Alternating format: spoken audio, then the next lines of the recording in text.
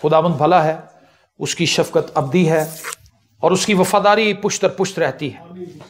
मेरे साथ निकालिए 2 तीमुथियुस उसका 4 बाब और उसकी 3, 4 और 5वीं आयत खुदावंद के कलाम में से हम तिलावत करेंगे।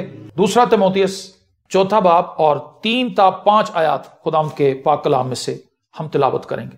और खुदावंद के पाक कलाम में यूं लिखा है, क्योंकि ऐसा वक्त आएगा कि लोग सही तालीम की बर्दाश्त ना करेंगे, बल्कि कानों की खुजली के बायस अपनी अपनी ख्वाहिशों के मुआफिक बहुत से उस्ताद बना लेंगे और अपने कानों को हक की तरफ से फेर कर कहानियों पर मुतवज्जा होंगे।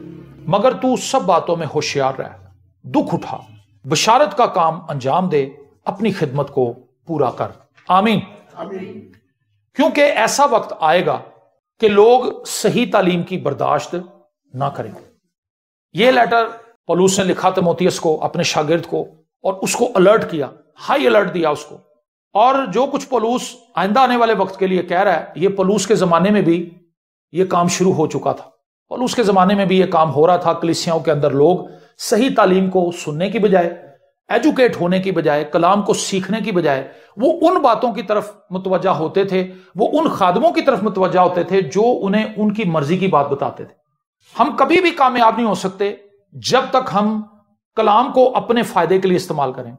जब हम कलाम को अपने फायदे के लिए इस्तेमाल करते हैं, अपनी बात को मनवाने के लिए हवाले निकाल कर सामने लाते हैं, तो फिर कलाम हमारी जिंदगी में फायदे का सबब नहीं बनता। कई लोगों को अपने बहस में देखा है, उन्हें कलाम बहुत याद है, बहुत हवाले उन्हें याद है, कलाम बहुत उन्होंने अजबर किया हुआ है, लेकिन उनकी जिंदगी के अंदर कलाम कहीं नजर आपको नहीं आएगा। उनके जहन के अंदर है और उनकी जुबान पे है, उनके करैक्टर के अंदर, उनकी शख्सियत के अंदर कलाम कहीं आपको नजर नहीं आता। तो ये लोग जो हैं, ये क्या करेंगे जी? ये सही तालीम की बर्दाश्त ना करेंगे। सही तालीम क्या करती है? सही तालीम आपको सीधा करती है, आपका जो टेढ़ापन होता है उसको आप पर जाहिर करती है। आपने चारपाई के अंदर देखी होगी कान, अब तो चारपाइयों के अंदर वो चारपाइयां ही नजर आती घरों में, लेकिन पहले कहने से ना कान पै गई, क्योंकि वो टेढ़ा हो जाती, लकड़ी टेढ़ी हो जाती थी, और फिर उसको सीधा किया जाता था, या एक सेरू या एक नहीं ही उसके अंदर डाल के उसको फिर सेट किया जाता था। तो जो तरतीब बिगड़ी हो किसी शख्स की, उसको सीधा करना बड़ा मुश्किल। एक वो शख्स जो बहुत ज्यादा मोटा हो चुका हो, अगर आप उसको दूर से आता हुआ देखें, मैं वाइस को लेने के लिए गया स्कूल, तो वहां पर एक भाई आता है, वो अपने बच्चे को लेने के लिए आता है, वो मेरे से भी शायद 3 गुना ज्यादा हैवी है, यहां तक उसका वजूद है। और मैं और वो एक और लड़का वहां पर खड़े थे, वो लड़का जिम में जाता है, बड़ा फिट फाट है। तो मैंने उससे कहा कि यार ये भाई किस जगह पर अपने आप को ले गया? उसने कहा जी इसका हौसला ही नहीं होना अपने आप को शीशे में देख के कि मैं अपने आप को कम कर लूं, क्योंकि जितनी एफर्ट इसको चाहिए उसके लिए इसको अपने आप को मारना पड़ेगा, वो ये करेगा नहीं। तो कई बार हम दुरुस्त तालीम को एक्सेप्ट करने के लिए तैयार ही नहीं होते, हम गलत तालीम के साथ ही अपनी जिंदगी गुजारते चले जाते हैं। जो कुछ हमने अपने आबाओ अजदाद से सुना, जरूरी नहीं कि हमारे आबाओ अजदाद की सारी बातें ठीक हों, और यह भी जरूरी नहीं कि हमारे आबाओ अजदाद की सारी बातें गलत भी हों। ठीक है ना? हमारे नौजवानों के जहन में अब यही बात है कि जी जिन्हें साढ़े पुराने ने उन्होंने की पता है, ऐसा नहीं है, लेकिन यह भी नहीं है कि उन्हें सब कुछ पता है। तो इसीलिए बुजुर्गों को भी थोड़ा सा हम्बल होना चाहिए। जो बातें नए दौर के अंदर नौजवान लेकर आ रहे हैं, अगर वो ठीक कह रहे हैं तो उनके साथ खड़े हो जाएं। क्यों जी? सही बात है, ये उनके साथ खड़े हो जाएं कि यार ये बेटा तुम सही कह रहे हो, हम मुझे तो इस बात का नहीं पता था। लेकिन बुजुर्गों का मसला ये है, वो कहते हैं सब कुछ पता है। नौजवानों का मसला ये, वो कहते हैं तुम कुछ भी नहीं पता। दोनों ही गलत है। नौजवानों को ये चाहिए कि जी जो चीजें हमें नहीं पता वो यकीनन आपको पता है, आपका तजर्बा हमसे ज्यादा है। बुजुर्गों को ये चाहिए कि बेटा ये नई चीजें हमें नहीं पता, आप हमें इसके बारे में बताओ, और वाकई आप इस बात को ठीक कह रहे हो, हम आपके पीछे चलेंगे, हम आपकी बात मानेंगे, आपको इस बात का पता है, हम आपको फॉलो करेंगे। ठीक है? ये होती हम्बलनेस। लेकिन जब हम अपनी बातों पर अड़ जाते हैं, हम सीखना बंद कर देते हैं। वो शख्स जो अपनी बात पर अड़ जाता है और वो कहता है कि मुझे ये पता है, मुझे ये पता है, इसका मतलब है कि वो शख्स किसी से सीखने के काबिल नहीं रहा, उसने सारे सीखने के दरवाजे बंद कर दिए। मेरा एक दोस्त था, उसके अंदर एक कमाल का फन था जो मेरे अंदर नहीं है। मैं आपको वो फन बताता हूं क्या था। वो हर बेवकूफ आदमी के साथ बैठ के भी उसको कहना था यार तो सही कह रहे हैं। वो कहता था भाई हर बेवकूफ आदमी के पास भी कुछ सिखाने के लिए है, कम से कम बेवकूफी दी गला में सिखाएगा और मुझे समझ आ जाएगी मैंने ये काम नहीं करना जो ये कह रहा है। हर शख्स आपको कुछ ना कुछ सिखाता है, शर्त यह है कि आप सीखने के लिए तैयार हों और आपके अंदर सीखने की सलाहियत और एबिलिटी हो। और अगर हमारे अंदर सीखने की एबिलिटी और सलाहियत नहीं है तो इसका मतलब है हमारी तरक्की भी नहीं होगी। मॉरस और ये टीपू भाई यहां पे बैठे हैं, जब इन्हें शुरू में तबले पे हाथ रखाएगा, चल भी कड़ ना दिन धिन्ना ना दिन। अब ये ना दिन धिन्ना से आगे निकले ही ना, ये सीखे ही ना, तो ये कैसे पेशकारा बजाएंगे, ये कैसे तिहाइयां मारेंगे, ये कैसे उसमें बढ़त करेंगे, ये कर ही नहीं सकते। क्योंकि अगर इन्होंने सीखा ही नहीं तो किस तरह से करेंगे। एक गवैया जब तक रियाज नहीं करता उसकी आवाज टिकती नहीं, सुर में उसकी आवाज जाती नहीं, उसकी आवाज एक अनाड़ी आवाज लगती है जब वो माइक के ऊपर आवाज लगाता है। इसी तरह एक हारमोनियम वाला जब हारमोनियम बजा रहा होता है, अगर वो प्रैक्टिस नहीं करता तो उसकी उंगलियां जो है वो रिदम से आगे पीछे जाती हैं, और वो सुनने वाले को साफ पता चलता है कि ये बंदा फिट नहीं है, इस बंदे ने प्रैक्टिस नहीं की। प्रैक्टिस बड़ी जरूरी है। इसीलिए जो कुछ हम सीखते हैं वो हमारी तरक्की का सबब बनता है। और वो शख्स जो ये कहता हो छड्डो जी, तो मैं पहले ही कटिया कहा था, तो मैंने पहले ही आता, लेकिन जब आप उसको बजाने के लिए कहेंगे तो उसे नहीं बजेगा, क्योंकि उसको नहीं आता। लेकिन वो 4 लोगों में बैठ के ये नहीं कहना चाहता कि यार है तू मैनू दस दे। अगर वो ये कह दे अपने से छोटी उम्र के बच्चे को कि यार ये तो मैंने नहीं सीखा हुआ, जरा की बोलने मैनू तो जरा दस, जरा कटा, इससे अगर वो शर्म महसूस करेगा तो वो सीखने से कासिर रह जाएगा। लेकिन अगर वो थोड़ी देर अपनी शर्म को साइड पे करे और एक स्टूडेंट की तरह बिहेव करे तो वो सीखेगा।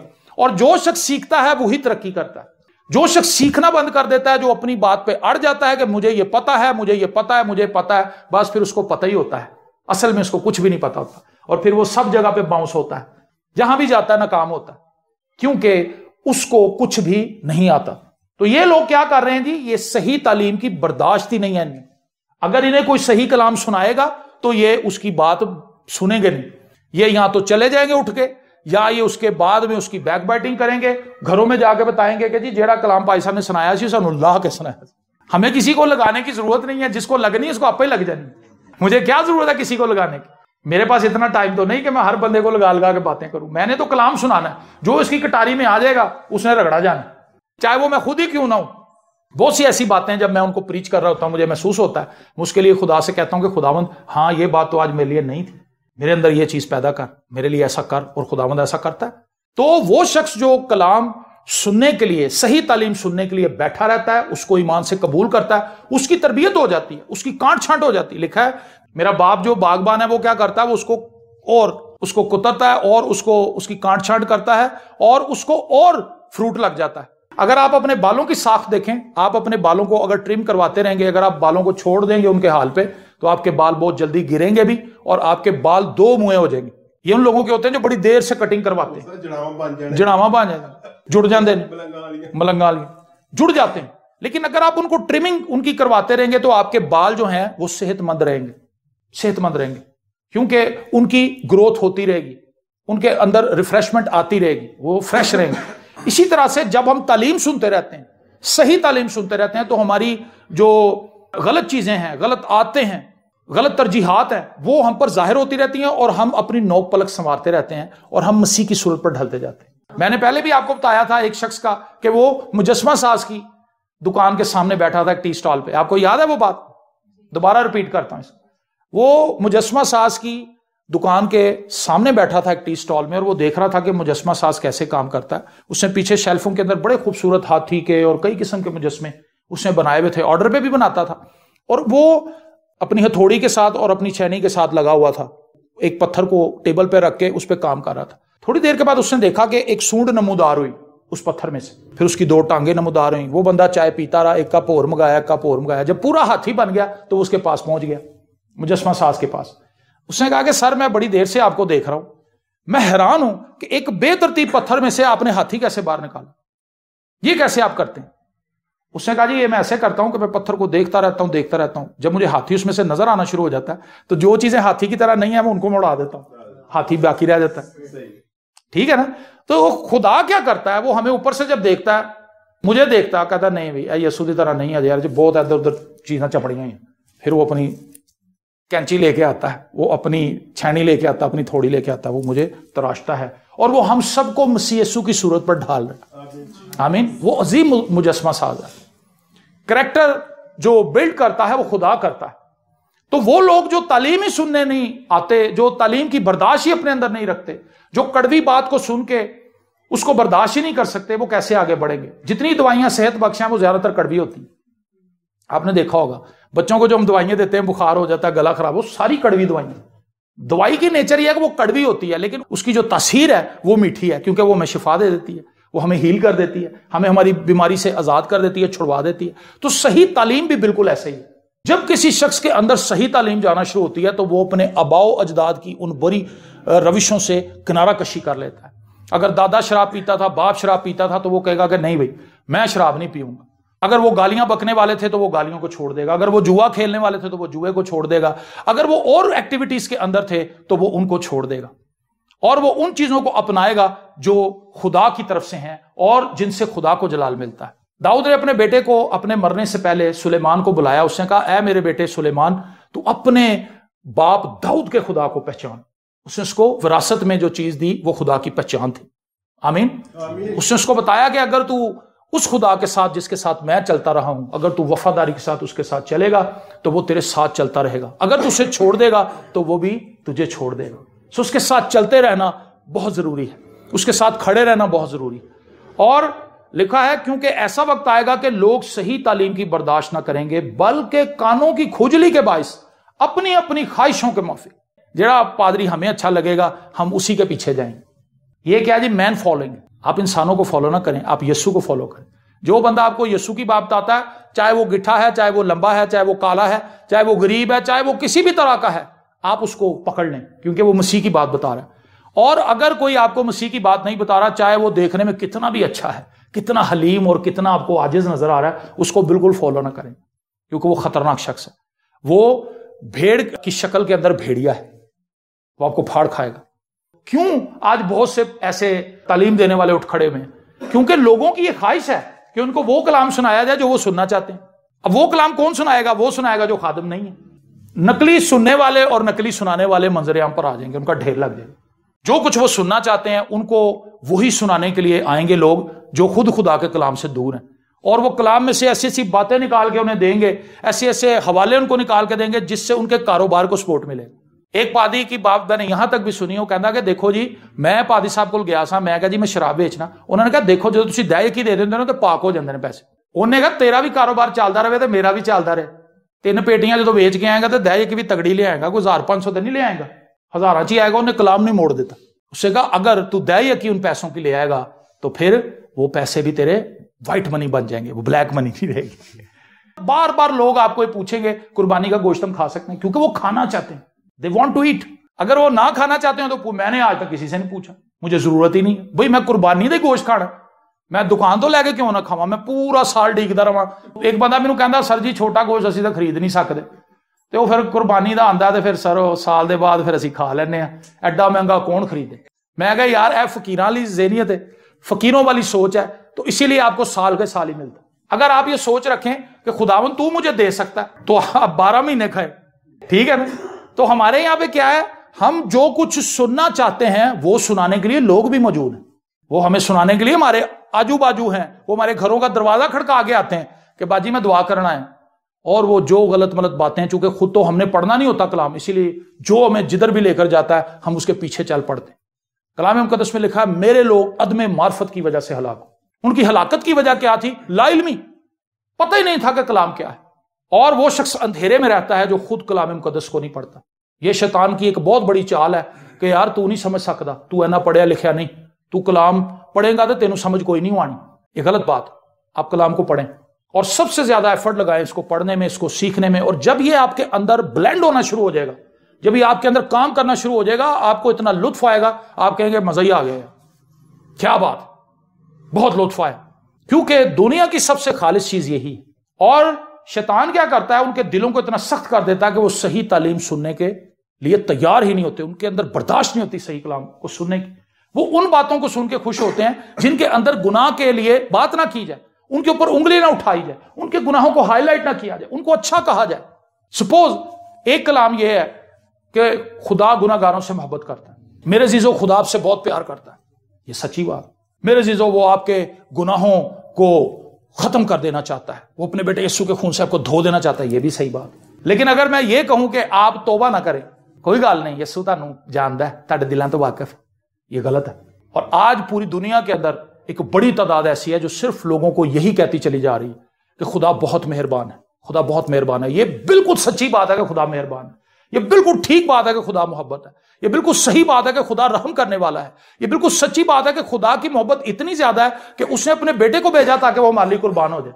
इसमें कोई दो राय है नहीं कि खुदा हमसे मोहब्बत नहीं करता, लेकिन हम ये क्यों नहीं बता रहे कि खुदा सजा भी देता है गुनाह। अगर हम गुनाह करेंगे तो हम सजा भी पाएंगे। और हम ये क्यों नहीं लोगों को बताते कि खुदा की मोहब्बत अपनी जगह पर है, लेकिन खुदा का इंसाफ और अदल भी अपनी जगह पर वैसा ही अटल है जैसी उसकी मोहब्बत। अगर कोई शख्स उसकी मोहब्बत पर तकिया करके शराब पीता चला जाए और गुनाह करता जाए, ज़िनाकारियों में मुलव्वस रहे, और वो ये कहता रहे कि खुदा ने तो मैंने माफ कर ही देना, यीशु तो मेरे लिए ही कुर्बान होया सी, आए गुनाहगारों लिए सी। वो आए गुनाहगारों के लिए था, लेकिन वो इसलिए नहीं आया था कि वो गुनाहगार ही मर जाए और सारी उम्र यही दुआ करते रहे कि मैं बड़ी गुनाहगार हूं, मैं बड़ा गुनाहगार। वो इसलिए नहीं आया था, वो उनको गुनाहों से छुड़ाने के लिए आया था। खुदा का बेटा इसलिए जाहिर हुआ कि शैतान के कामों को मिटाए, कि शैतान के कामों को आप साथ साथ ही रखें। ऐसा तो नहीं हो सकता। तो ये लोग क्या करेंगे, ये लोग सही तालीम की बर्दाश्त नहीं करेंगे। जब ये सही तालीम की बर्दाश्त नहीं करेंगे तो इनके अंदर एक गैप पैदा होगा, इनके अंदर एक इस किस्म का वैक्यूम पैदा होगा कि तुम कलाम नहीं सुनते, तुम चर्च नहीं जाते। फिर वो क्या करेंगे, ऐसे लोग ढूंढेंगे जो उनको उनकी मर्जी का कलाम सुना दें। तो एक गलत स्टफ उनके अंदर उस खला को पूर करेगा और उन्हें यह चीज समझ आएगी कि हम खुदा के लोग हैं, हम खुदा के साथ चलते हैं। देखो जी असं इबादत भी कर रहे हैं, देखो जी साढ़े घर पादरी साहब भी आते हैं, पादरी भी यह पता कि मैं मनादी कर रहा, मैं कलाम सुना के आ रहा हूं, लेकिन वो उनको किसी भी बुरी बात से मना करने के लिए तैयार नहीं, क्योंकि वो खुद उस जगह पर नहीं खड़ा जहां वो उनको मना करे। उसको सिर्फ इस चीज से गर्ज है कि ठीक है मैं इनके घर में दुआ करता हूं, कोई बात नहीं, खुदा इन्हें बदल देगा। इतना वक्त किसी के पास नहीं। आप कम से कम जब विजिट करने के लिए जाएं तो मैं तो कम से कम आखिरी विजिट ही समझ के जाता हूं अपना। मेरे दिन में ये होता है कि पता नहीं दोबारा मैं बंदे मिला या ना मिला, ये आखिरी विजिट है, मैं सब कुछ दस आवा। लड़ाई झगड़े के साथ नहीं, मोहब्बत के साथ। लड़ना तो किसी के साथ नहीं है, लेकिन उसे मोहब्बत साथ आना है कि बाजी ये गलत बात, भाई ये गलत बात है, आप ये काम ना करें, आप फंस जाएंगे, ये देखें खुदा के कलाम में ये लिखा है, आप इससे बाज आए, आप तौबा करें। और जब हम लोगों को तौबा की मुनादी करते हैं तो वो आजाद हो जाते हैं। मसीह यीशु जिसकी जिंदगी में आता है वो आजाद कर देता है, बंधनों को तोड़ देता है। गुनाह का बंधन सबसे बड़ा बंधन है जो इंसान को जकड़े हुए है, और जब तक हम इस बंधन से आजाद ना हो हम बाहर नहीं आ सकते। ये बिल्कुल उस भैंस की तरह जो किले के साथ बंधी होती है, जब तक उसका किला उसको आप उखेड़ेंगे नहीं वो आगे नहीं बढ़ सकती। इसी तरह गुनाह भी हमें एक ही जगह पर रखता है। हम घूम सकते हैं, मझ जेड़ी हैगी है और चक्कर ला सकती है अपने तवेले के अंदर, लेकिन वो आगे नहीं जा सकती क्योंकि वो बंधी हुई। इसी तरह गुनाह के अंदर जो लोग बंधे हुए हैं उनको आजादी चाहिए, और उनको आजाद कौन करेगा? यीशु आजाद करेगा। जब उन तक सही तालीम पहुंचेगी, निजात का कलाम उन तक पहुंचेगा तो वो रिहाई पाएंगे, वो आजाद होंगे। लेकिन उन्होंने क्या किया? उन्होंने बहुत से उस्ताद बना लिए, खुद ही बना लिए। उन्होंने लोगों को उठाना शुरू कर दिया, पादी साहब आप बड़े अच्छे, पादी साहब, पादी साहब, पादी साहब, मैं तो वाकई बड़ा अच्छा, लोग मेरे पीछे पीछे आ रहे हैं। और वो लोगों को बड़ा अच्छा बन के दिखाता है और लोगों को कलाम नहीं सुनाता। क्या करता है? लोगों को कलाम नहीं सुनाता, अच्छी बातें जाके करता लोगों से। किसी की सालगिरह ਉਹਦੇ ਘਰ केक लेके पहुंच ਜਾਂਦਾ, ਐ ਬਾਜੀ ਤੁਹਾਡਾ ਭੈਣ ਤੁਹਾਡੀ ਸਾਲगिरह ਸੀ, ਐ केक ਕੱਟੋ ਆ ਜਾਓ। नहीं यार भाई साहब ਨੂੰ ਸਾਡੀ सालगिरह भी याद। किसी की सालगिरह शादी की ਉੱਥੇ बुके लेके पहुंच, ये क्या है? ये अच्छी बात है, लेकिन पादरी का ये काम तो नहीं है। सिर्फ पादरी का बुनियादी काम तो कलाम सुनाना है, तो कलाम तो वो सुना ही नहीं रहा, बुके वंडन डे, केक देन डे लोगों तो मिठाइयां ले लोगों के घर जा रहे। लोगों के अंदर अपनी PR बना रहा है, लोगों को ये बता रहा है कि मैं आपसे कितनी मोहब्बत करता हूं, मैं इतनी मोहब्बत करता हूं कि कलाम तानू मैं बिल्कुल नहीं सुनावांगा, लेकिन मैं अच्छी अच्छी चीजें तानू दांगा। ये वो उस्ताद हैं जो लोगों ने बनाए। मुझे वाइज अक्सर कहता, पापा आप जहां जाते हैं बाइबल खोल के तो कोई ना कोई कुछ ना कुछ बताना शुरू कर देते हैं। वो कहता रास्ते में पूछ लेता आज भी कलाम होगा। मैं कहा पुत्र मेरा काम ही है, भाई मैं 5 मिनट ही सुनावा, मैं सुनाना जरूर है, मैं मेरी मजबूरी, क्योंकि मुझे इसी काम के लिए खुदा ने खड़ा किया। छोटी सी कहीं हम जाएं, लेकिन चाहे कहीं बाइबल ना भी खोलने, कोई हवाला ही बाइबल का बोल के उसके ऊपर बात शुरू कर देते, उसके ऊपर बोलना शुरू कर देते हैं। क्यों? क्योंकि ये बहुत जरूरी है, क्योंकि हमारी किसी बात से, कलाम की किसी बात से शायद किसी शख्स को इतनी बरकत मिल जाए, उसको समझ आ जाए कि मैं गलत काम कर रहा हूं। और इसकी हजारों गवाहियां मेरे पास है कि पैगाम सुनाया, उन तक खुदा का कलाम पहुंचाया, और जब लोगों तक कलाम पहुंचा, हालांकि वो सुनने के लिए तैयार भी नहीं थे, कोई बाहर खड़ा हुआ था, कोई इधर खड़ा हुआ था, लेकिन उन तक जब खुदा का कलाम पहुंचा तो उनकी जिंदगी बदल गई। और देखें आगे क्या लिखा है, 4थी आयत, और अपने कानों को हक की तरफ से फेर कर कहानियों पर मुतवज्जा होंगे। क्या करेंगे? 4थी आयत में लिखा है, और अपने कानों को हक की तरफ से फेर कर कहानियों पर मुतवज्जा होंगे। वो क्या करेंगे जी? अपने कानों को हक की तरफ से फेर कर कहानियों पर मुतवज्जा हो जाएंगे। वो बातें जो मन घड़त हैं, वो बातें जो अपने आप से निकाली हैं, वो बातें जो अपने आप से खादम लेकर आ रहे हैं, उनका बाइबल में कहीं अता पता ही कोई नहीं। एक भाई मुझे कहता, सर जी दाऊद ने नच के खुदा मना लिया सी, कलाम च लिखे। ਉਹ मैं क्या उन्हें खुदा ਨੂੰ ਮਨਾਇਆ नहीं सी, खुदा ਤੇ खुद मन गया सी ते अहद दा संदूक अंदर आया सी। ਉਹਦੀ ਕੀ मजाल सी कि वो अहद दे संदूक ਨੂੰ ਲੈਣ ਦਾ। जब वो लेकर आ रहा था, आपको पता है अहद का संदूक लावियों ने उठाना था, लेकिन लावी नहीं उसको लेकर आए। दाऊद ने क्या किया? दाऊद ने उसके अंदर इंसानी अकल को डाल दिया।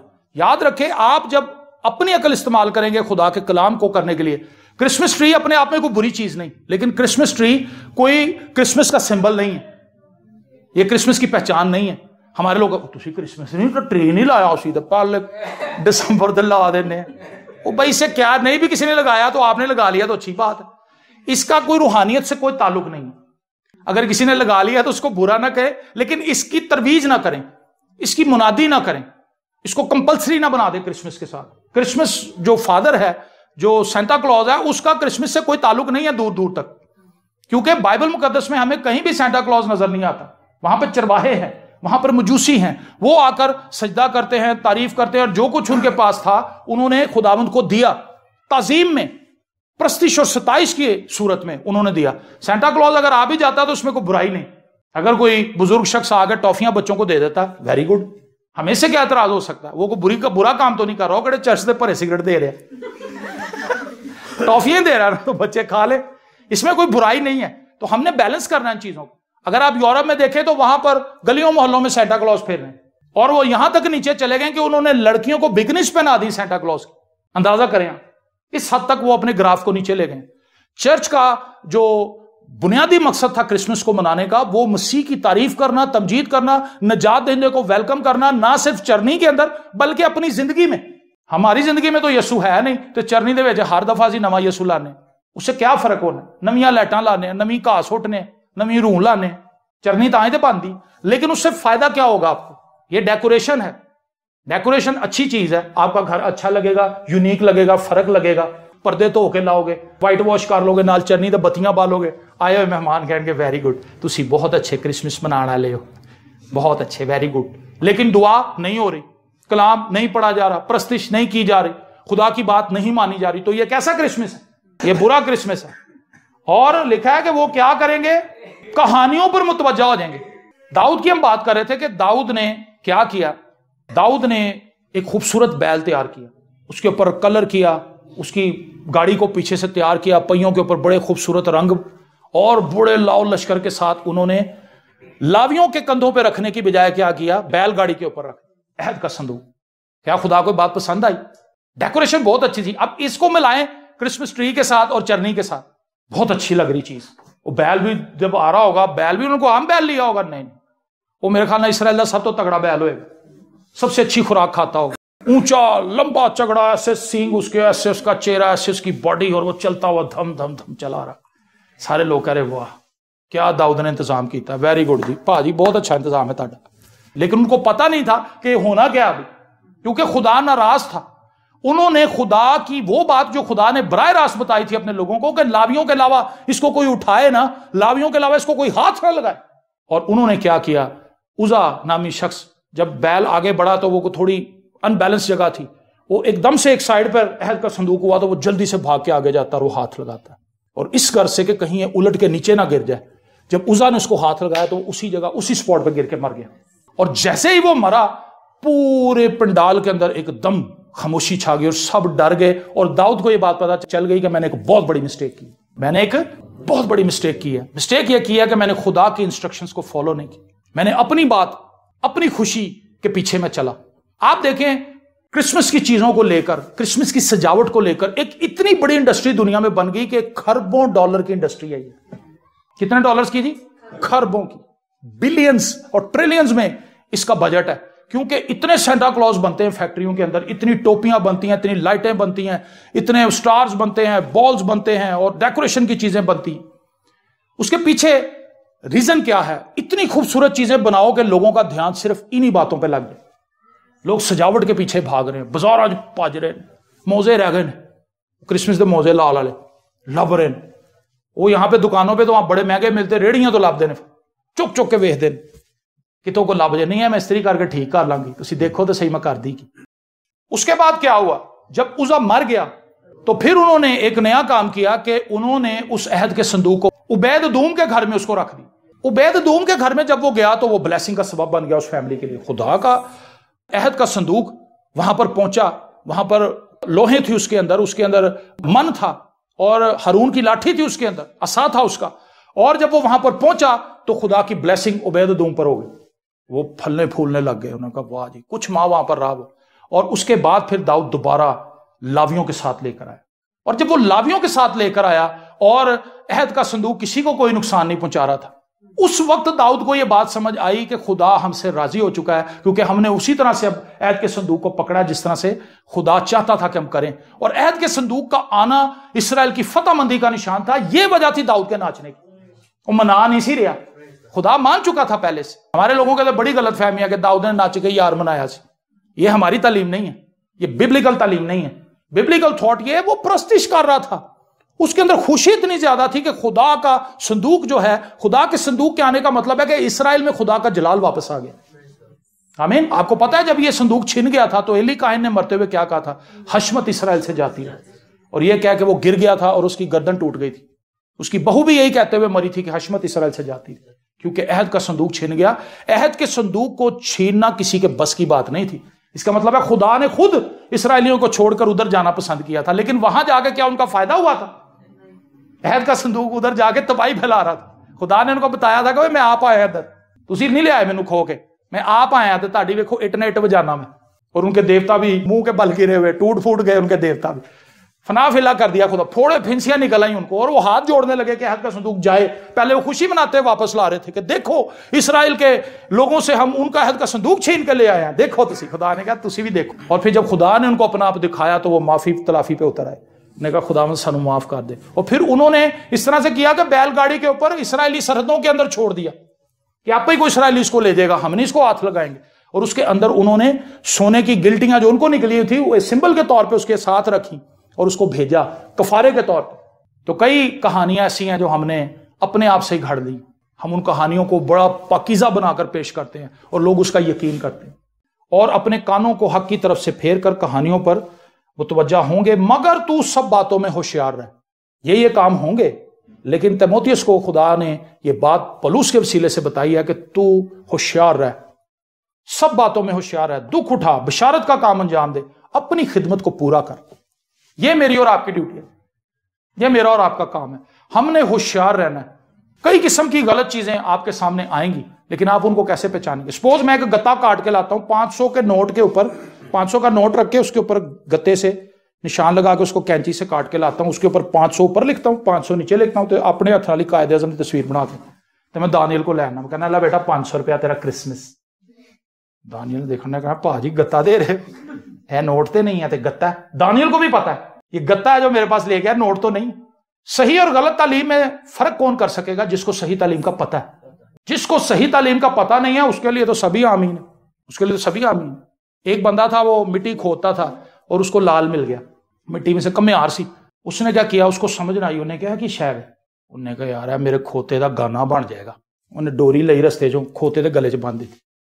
वो खोता चला रहा, खोता भी शो जाएगा कि मेरे हाथ गल च कोई चमकीली शै बजी। खोता भी इंजन दूसरे खोतिया वेखदा आ रहा, छेड़दा आ रहा। कमियार को पता ही कोई नहीं, वो कह रहा मेरा खोते सारे अज वेख रहे हैं, बड़ा सज रहा है। लेकिन एक बंदा वहां पे था जो इन चीजों की शनाख्त रखता था, पहचान रखता था। उन्हें कहा इधर आओ, है कि कहता भाजी बस खोते गाना बनया है, खोता भी मेरा खुश है। उन्हें कहा तेन 500 रुपया दां दा? कहता भाजी 50 रुपये उसकी दिहाड़ी। उन्हें कहा 10 दिहाड़ियां दे पैसे। उन्हें कहा जी मैनू है। वो कहता यार मैं अपने घर अपनी बच्ची को देवांगा, वो हार दे ला लेगी, तेरा उसकी शो बन जाएगी। अब उसको ये बता नहीं रहा कि है क्या। उससे उसने 500 में वो लाल ले लिया। अगर उसको पता होता कि ये लाल है और इसकी कीमत क्या है तो 500 में देता कभी? वो डिसीव होता उससे, वो धोखा खाता? कभी ना खाता। हम लोग इसलिए उन पास्टर्स से जो सो कॉल्ड पास्टर्स हैं, जो खुद ही अपने आप को पास्टर कह रहे हैं, जो खुद किसी चर्च भी नहीं जाते, ऐसे भी पास्टर से मैं मिला हूं। वो खुद भी किसी चर्च नहीं जाते, वो खुद किसी बाइबल कॉलेज से पढ़े हुए भी नहीं है, खुदा की बुलाहट भी उनके पास नहीं है, लेकिन वो पास्टर है। वो कहते हैं जी मैं पास्टर हूं और मुझे खुदा ने अपनी खिदमत के लिए बुलाया। कहता आजे आजे आप कलाम सुनाए, आजे आप बात करें। और वो जो मर्जी उन्हें अपने आप से घड़ के बता देता है और उसकी सुन लेते हैं। लेकिन अगर कोई सही तालीम जानता हो तो वो उसको पकड़ लेगा, वो कहेगा बेटा आप गलत सुना रहे हैं, ऐसा नहीं है, ऐसे है, आप गलत बात कर रहे हैं, ये देखें यहां पे तो ये लिखा है, आप क्या कह रहे हैं, उसको पकड़ लेंगे। लेकिन चूंकि हमें पता ही कुछ नहीं, हमें जो कोई भी कुछ सुना के चला जाए, हम और एक बड़ी गलतफहमी और भी हमारे लोगों के ज़हन में है, वो कहते हैं यार पादरी जिंजदा भी हो ना, कहना कुछ नहीं, वो खुदा का खादम है। भाई खुदा का खादम कैसे है, वो है ही नहीं खादम। यूहन्ना अपने खत में कहता है कि तुम रूहों की पहचान करो, तुम रूहों को परखो कि वो खुदा की तरफ से हैं या नहीं है।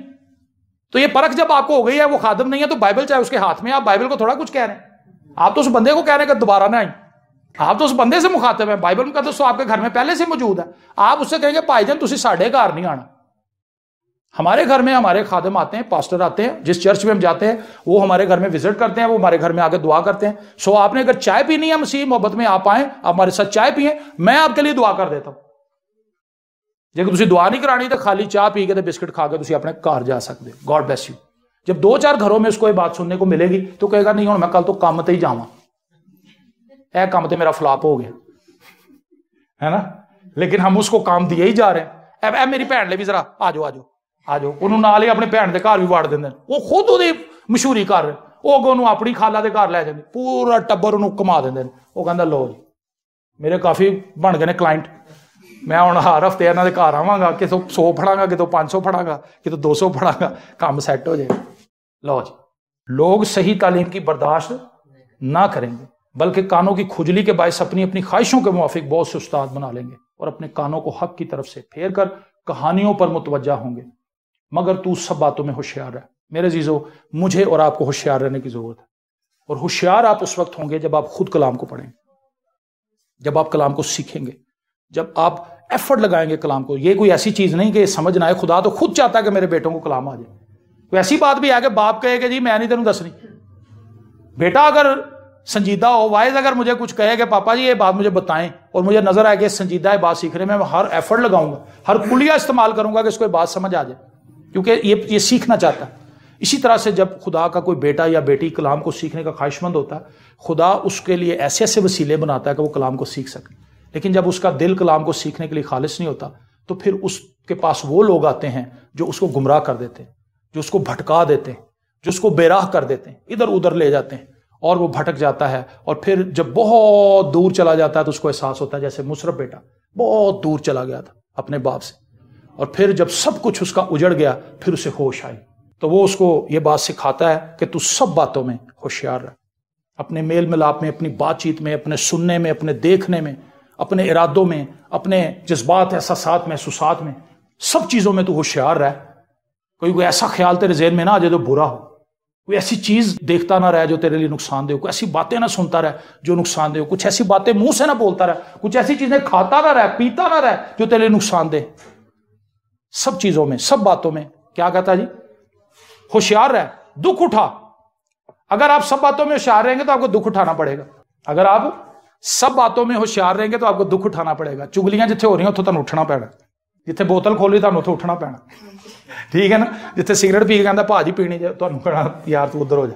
अगर कोई आपको रिश्वत दे रहा कहते मैं नहीं लेता, ये दुख है। आपको अपने आप को अलग दिखाना होगा, इस चीज के लिए दुख उठाने की वो बात कर रहा है। आपको हर बार ये साबित करने के लिए आप मसीह के लोग हैं, एफर्ट लगानी पड़ती है। ऐ नहीं ओ आ जा भार डांस कर लो, चलो पीछे हो जाओ, फिर सीडी ला और नहीं मैं नहीं करता, मैं नहीं करता, कोट दे विचों एलो फिर भाजी ए ला, बेस भी जरा वधा देना।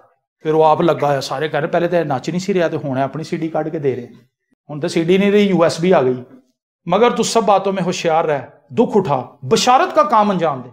ये एक मसीही की जिम्मेदारी है कि वो ना सिर्फ होशियार रहे, वो मसीह के लिए दुख उठाने को अपनी अवलीन तरजीह दे। ऐसा नहीं कि मसीह के लिए हम जेल में चले जाएंगे, जाना भी पड़े तो कोई बात, हर तरह के दुख उठाने पड़ेंगे। लेकिन हमने अपने रवैयों के अंदर जो दुख उठाने, हम तो उसके लिए नहीं तैयार। छोटी छोटी किसी की बात सुन के हम जवाब जरूर देते, हम चुप नहीं रहते। हम कहते ए निकल गया ना तो फिर गल मेरे मुंह च ही रह जानी, इत्थे नतारा करदा मैं। हम फौरी तौर पर उसको पकड़ के उसको उधर ही जलील कर देते। अगर कोई हम एक गाल ही निकाले, हम 2 निकाल के उसको फारिग कर देते, चल 2 सुन के जा, सानू भी आंदियां ने गाल। बशारत का काम अंजाम दे, अपनी खिदमत को पूरा कर। हालेलुया। हर शख्स को खुदा ने कोई ना कोई खिदमत दी है, उसको पूरा कर, एफर्ट लगा जिस काम के लिए। हर बंदा कलाम सुनाने के लिए तो नहीं है, गवाही देने के लिए सब है। लिखा तुम्हें बहुत से उस्ताद ना बने, क्योंकि इसके लिए हिसाब देना पड़ना है, हिसाब बड़ा कड़ा है। जो बंदा खड़ा होकर लोगों को एजुकेट कर रहा है उसका हिसाब बहुत कड़ा है। इसीलिए ये ज्यादा लोग नहीं है, ये थोड़े ही। गवाही देने वाले सब हैं, सब गवाही दे सकते हैं, ये हम सब पे जिम्मेदारी है। और जो कुछ आपने सीखा है चर्च में रहकर, कलीसिया में रहकर, आपने लोगों को बताना है, आपने लोगों को सिखाना है, आपने लोगों को एजुकेट करना है, अपनी खिदमत के काम को पूरा करना है। जैसे ये तबला बजाते हैं, इन पर ये वाजिब है कि ये दिल से बजाएं, हर एक एफर्ट लगाएं, जितनी जिम्मेदारी चर्च इनको देता है ये टाइम पर उसको करें। आमीन। म्यूजिशियंस हैं, क्वायर है, अशर्स हैं, वो जिम्मेदारी से अपना काम करें, बजाय पादी को यार मैं तेन पिछली बार भी कहा सी, ओ सॉरी सर जी मैं भुल गया, मैं हम अगली बारी करा, अगली बारी फिर ओ सर जी मैनू काम पै गया सी, मैं विआह ते चला गया सा कसूर, अच्छा फिर हो गए पादी, फिर चौथी बारी आप ही कर लेंगे। इससे क्या है, वो बंदा अपनी खिदमत नहीं कर रहा। हमें अपनी खिदमत को सरंजाम देना है। जो काम हमें बताया गया हमने देखते रहना है कि उसमें कोई कमी ना रहे, बल्कि उसके अंदर मैं इजाफा करूं, उसको बेहतर से बेहतर बनाऊं, वो चीज निखर के सामने आए, मेरी खिदमत उभर के सामने आए, और जो कुछ मुझे दिया गया है मैं उसको ब्राइट करके, उसको शाइनर करके सामने लेकर आऊं कि लें जी ये काम आपने मुझे करने के लिए कहा था। यही पौलुस ने तीमुथियुस से इसी खत के अंदर कहा था, पहले दूसरे खत के अंदर, कि जो खिदमत हाथ रखने से तुझे मिली है तो उसको चमका दे। तो मेरे जीजो, हमने ये देखना क्या हम सही तालीम को सीख रहे हैं, क्या हम सही तालीम को फॉलो कर रहे हैं। अगर हम सही तालीम को फॉलो नहीं कर रहे तो हमारी तरक्की नहीं हो सकती। वो उस्ताद जो अपने बच्चे को कोई ठीक बात नहीं बताता, वो टीचर जो अपने स्टूडेंट्स पर सख्ती नहीं करता। आज आप देखें स्टूडेंट्स के लिए बड़ी आसानी हो गई कि टीचर उनको मारते नहीं है, वो बच्चे इतना पढ़ता नहीं जितना हूट करते हैं। हमारे ज़माने में ऐसा किसी की जरूरत नहीं थी कि वो टीचर को हूट करे, आज टीचर्स को हूट करते हैं बच्चे। रीज़न ये है कि उन पर सख्ती करने का अब उनके पास कोई इख्तियार नहीं बचा। गवर्नमेंट कहती है अगर किसी बच्चे को आपने मारा तो हम आपको निकाल देंगे। पेरेंट्स आ जाते हैं कि जैसे हमारे बच्चे का कान मरोड़ा, जैसे हमारे बच्चे को पकड़ा है जी, इसने हमारे बच्चे को घूरी डाली, वो कहते हैं भी आ जा भी सामने, और उसको कई बार निकाल दिया जाता है। तो जब स्टूडेंट इतने इजी हो जाएं तो वो तो अपनी मर्जी से पढ़ेंगे।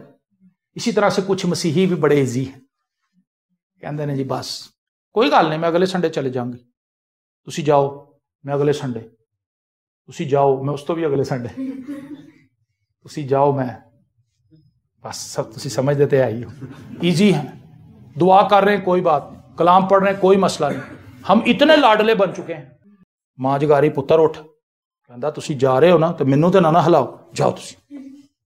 मां भी चुप करके निकल जाती, प्यो भी निकल जाता। हम ईजी हुए में आज, लेकिन जितना ज्यादा हम ईजी हो रहे हैं हम उतने ज्यादा फंस जाएंगे। उससे पहले हमें होश के नाखुन लेने की जरूरत है। आइए अपनी आंखों को बंद करें और हम दुआ मांगें। आसमानी बाप, हम तेरे हुजूर दुआ करते हैं, मिन्नत करते हैं कि तू अपनी कुदरत को जारी कर, और वो बातें जो आज हमने सुनी, वो बातें जो आज हमने सीखी, हम उन बातों को अपनी जिंदगी में पूरी पूरी जगह दें, ताकि खुदावंद हम उन लोगों की तरह ना हो जिन्होंने खुदावंद अपनी ही मर्जी के उस्ताद बना लिए हैं, और वो सही तालीम को सुनने के लिए तैयार नहीं, वो सही चीज़ों को सुनने के लिए तैयार नहीं है, उनके अंदर बर्दाश्त नहीं है, बल्कि वो उन बातों को पसंद करते हैं जो घड़ी घड़ाई बातें, जो कलाम से नहीं, बल्कि अपनी मनपसंद बातों को सुनकर वो खुशी महसूस करते हैं, और उस पादरी को, उस खादम को वो बहुत ज़्यादा अप्रिशिएट भी करते हैं कि भाई साहब तुसी बड़ियां अच्छियां गल्लां कीतियां, सानू बड़ी बरकत मिली। और उनकी ज़िंदगी वहीं की वहीं रहती है, ना उनका नशा छूटता है, ना ही उनकी सिगरेट छूटती है, ना गालियाँ छूटती हैं, ना ज़नाकारी, ना हरामकारी, गुनाह के दलदल में वो धंसते चले जा रहे हैं, लेकिन पास्टर उनके घर में हर हफ्ते आ रहा है। खुदावंद ऐसी सूरत हाल से हमें बचा, हमें माफ़ कर, और हमें सही तालीम की पहचान दे। मैं अपने लिए और खुदावंद इस कलीसिया के लिए बरकत चाहता हूँ, मिन्नत करता हूँ कि हम तेरे कलाम को पकड़ लें, थाम लें, और खुदावंद तेरे कलाम को ना सिर्फ खुद पढ़ें, तेरे कलाम को सीखें, बल्कि एक दूसरे के साथ खुदावंद कलाम की बाबत शेयरिंग करें, ताकि खुदावंद तुझसे बरकत पा सकें। यीशु के नाम में आमीन।